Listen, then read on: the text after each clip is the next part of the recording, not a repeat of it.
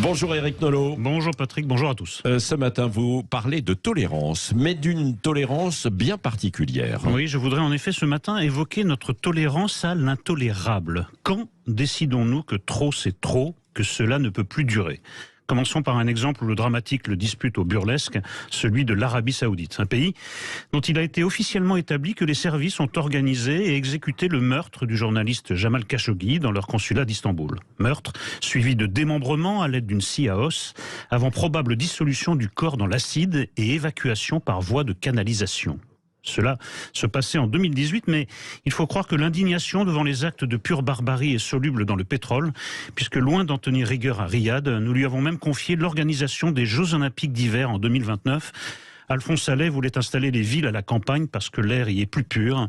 On pratiquera bientôt le touchous dans le désert, sans doute parce que la neige y est plus abondante. Nous assistons à la naissance d'un tragicomique de répétition, après l'attribution du mondial de football au Qatar, où la construction de stades réfrigérés en hiver, en plein hiver même, a coûté la vie à des milliers de travailleurs immigrés. Et selon vous, l'intolérable, Éric Nolot, gagne aussi du terrain en Europe. En 2014, la Russie a annexé sans coup férir la Crimée, et nous avons estimé que ça allait encore, que l'amputation d'un pays souverain par un régime dictatorial ne valait pas de cesser notre commerce d'hydrocarbures avec M. Poutine. Mieux même, nous n'avons pas remis en cause la Coupe du monde de football jouée 4 années plus tard à Moscou et ailleurs. Et puis le 24 février dernier, les troupes russes entraient en Ukraine dans l'intention d'absorber cette fois l'intégralité de son territoire. Et là, nous avons dit ça suffit. Dans la plus parfaite improvisation, tant le sens moral nous venait brusquement et tardivement, nous nous sommes tournés vers d'autres fournisseurs de gaz et de pétrole, dont l'Azerbaïdjan. Ce pays, l'Azerbaïdjan, mène actuellement une guerre de conquête effroyable à son voisin arménien.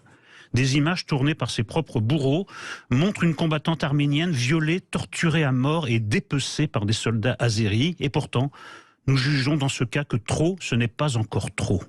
Combien de films d'horreur faudra-t-il pour que notre conscience se réveille, pour que nous nous opposions au pire infligé à un peuple qui entretient de surcroît des liens particuliers avec le nôtre ?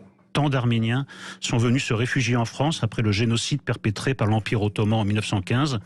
Charles Aznavour en a immortalisé le souvenir dans « Ils sont tombés », une de ses plus belles et une de ses plus déchirantes chansons. Lorsque nous étions gamins, on nous demandait souvent par taquinerie « Qu'est-ce qui pèse le plus lourd ? Un kilo de plumes ou un kilo de plomb ?»